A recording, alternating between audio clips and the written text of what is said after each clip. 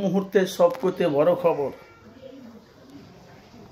রীতিমতন আপনারা জানেন যে ইফতার পার্টিতে মাননীয় মুখ্যমন্ত্রী মমতা বন্দ্যোপাধ্যায় এসেছিলেন পীরজাদাদের সাথে ইফতার করার জন্য। সেই থেকে সাধারণ মানুষ, জনগণ মানুষ তারা মনে মনে ভাবছিল তো তোমার কাশেম সিদ্দিকী সবসময় মমতার পাশে ঘনিষ্ঠ ছিল, সবসময় পাশে ছিল, অথচ ইফতারও করেছে। আপনারা সোশ্যাল মিডিয়ায় জানেন তো বাংলার মানুষ এখন সবাই ভাবছিল তখন কাশেম সিদ্দিকী তৃণমূলের কাছ থেকে টিকিট নেবে। সেটাকে নিয়ে কিছু সাংবাদিক মিডিয়ারা সেটা কিন্তু সোশ্যাল মিডিয়া মানে কিছু বক্তব্য রেখেছে, মিডিয়ার মুখে মুখে বলেছে। তো ভাই তো এরকম আইএসএফ যে নওশাদ সিদ্দিকী ভাঙড়ের এমএলএ বিধায়ক আপনারা জানেন, তো তৃণমূলের প্রার্থী হয়ে কাশেম সিদ্দিকীর তৃণমূলের প্রার্থী হয়ে কাশেম সিদ্দিকী আইএসএফের সাথে লড়বে।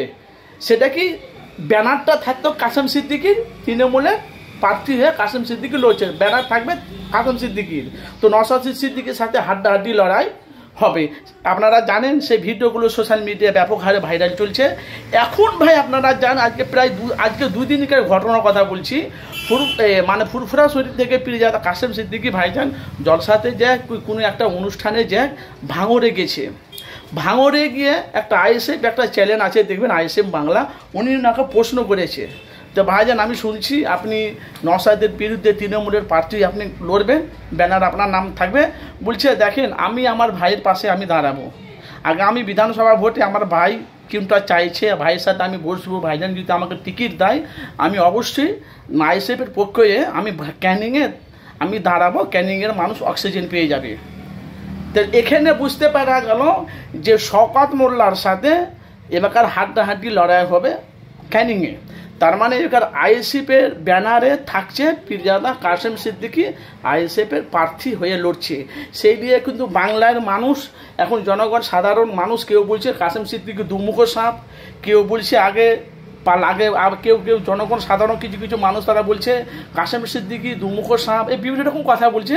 আগে কোনখানে কোন দলে থাকবে সেটা আগে উনি সিদ্ধান্ত করুন, একা যে উনি যে দাঁড়াবে সেটা তো কোনো কথা নয়। এখন আমরা সিদ্ধান্ত নেব যদি এক নৌকাতে যদি থাকে। সোশ্যাল মিডিয়া আপনারা দেখতে পাচ্ছেন কেন আমি স্পষ্ট আপনাদের কাছে সরাসরি বলছে যদি কাশেম সিদ্দিকী যদি এক রাস্তায় থাকে, এক নৌকাতে যদি পায় দেয়, অবশ্যই আমরা যেমন আইএসএফ যারা আমরা সব কর্মী সহ আছি আমরা একটা সিদ্ধান্ত নেব, যদি থাকে অবশ্যই ওনাকে টিকিট দেওয়া হবে ক্যানিংয়ের পূর্বে, মানে শওকত মোল্লার বিরুদ্ধে ওনাকে মানে চ্যালেঞ্জ দেওয়া হবে। এলাকা ভালো করে বুঝবেন। আপনারা জানেন আইএসএফের মেন হলো যে লিডার তার নাম হল আব্বাস সিদ্দিকী। আপনারা জানেন যখন আব্বাস সিদ্দিকী আপনারা জানেন যখন আমাদের মাননীয় মুখ্যমন্ত্রী যখন তোমার ইয়াতে এসেছিলেন ইফতারের পার্টিতে এসেছিলেন ফুরফুরা, তখন আব্বাস সিদ্দিকী অনেক কয়টা জায়গাতে বলছে যাদেরকে আমরা বিশ্বাস করতাম, যারা আমার পাশে ছিল আমাদের, সে এখন দেখছি তারা তৃণমূলের পক্ষে হয়ে গেছে, আমাদের বিপক্ষে হয়ে গেছে। আর আপনারা এটাও জানেন সোশ্যাল মিডিয়া আপনারা জানেন সেটি নিয়ে এখন আব্বাস সিদ্দিকী কম বেশি অনেক টাকা জলসাতে এই আলোচনাটা করেছিল বা আপনারা জানেন। কিন্তু এখন কি এমন হলো যে ভাঙড়ে যে কাশেম সিদ্দিকীকে গিয়ে বললো তো আপনি বললেন এরকম আপনি শুনছি আপনি ভাঙড়ের তৃণমূলের প্রার্থী হয়ে আপনি লড়বেন। কাশেম সিদ্দিকী সরাসরি আইএসএফ বাংলাকে বলছে আগে আমি আমার ভাইয়ের পাশে দাঁড়াবো, আমি দেখতে চাই আমার ভাই কি বলতে চাইছে। সামনে একটা বিধানসভা ভোট আসছে, ভাইদের সাথে উঠা বসা করবো, ভাইদের সাথে কোনটা কী হবে না হবে সেটা নিয়ে সমালোচনা করব। যদি নওশাদ সিদ্দিকী যদি বলে হ্যাঁ ঠিক আছে, তাহলে আমি যদি ভাই আমাকে চ্যালেঞ্জ দেয় অবশ্যই আমি আইএসএফের প্রার্থী হয়ে আমি ক্যানিংয়ে নড়বো, আর ক্যানিংয়ে যদি দাঁড়ায় ক্যানিংয়ে অক্সিজেন পেয়ে যাবে। সেটা নিয়ে কিন্তু এখন বাংলায় ভাই ঝড় উঠছে। আপনারা জানেন যে আমি মানুষের কাছে বাস্তবটা তুলে ধরি, তাহলে এবার কি তাহলে আপনারা কি বলতে চাইছেন?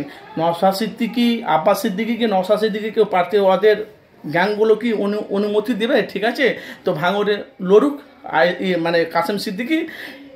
কেন কিছু সোশ্যাল মিডিয়া দেখতে এরা বলতে অনেকবার বলছে তো আবার কাশেম সিদ্দিকী, কেউ আবার বলছে কাশেম সিদ্দিকী সিটটা নেবে, আবার কেউ সিটটা নিয়ে হয়তো আবার তৃণমূলে চলে যেতে পারে, বিশ্বাস নেই। মানে এটা জনগণ সাধারণ মানুষ কিছু মানুষ আমাকে বলেছে, অনেক মানুষ আমাকে SMS ও করেছে। আমাকে SMS করেছে, সেই নিয়ে কিন্তু এখন মানুষের কাছে সত্যটা আমি বাস্তবটা তুলে দিই, যে যেখান থেকে আছেন। তো ভাই যদি একটা পীরজাদা যদি ভাঙড়ে যদি MLA বিধায়ক যদি হয় একটা ভালো, তারপরে যে তোমার ক্যানিংয়ে যে আর একটা যে পীরজাদা দাঁড়াবে, 2 পীরজাদা দাঁড়াবে, তাহলে অক্সিজেন একটা পেয়ে যাবে। তো অক্সিজেনের এতে তাহলে এখন সামনে বিধানসভা ভোট, এখন মানুষ এখন চাইছে, এখন কাসেম সিদ্দিকী চাইছে যে আমি ক্যানিংয়ে আমি লড়বো, ISF-এর প্রার্থী হয়ে লড়বো।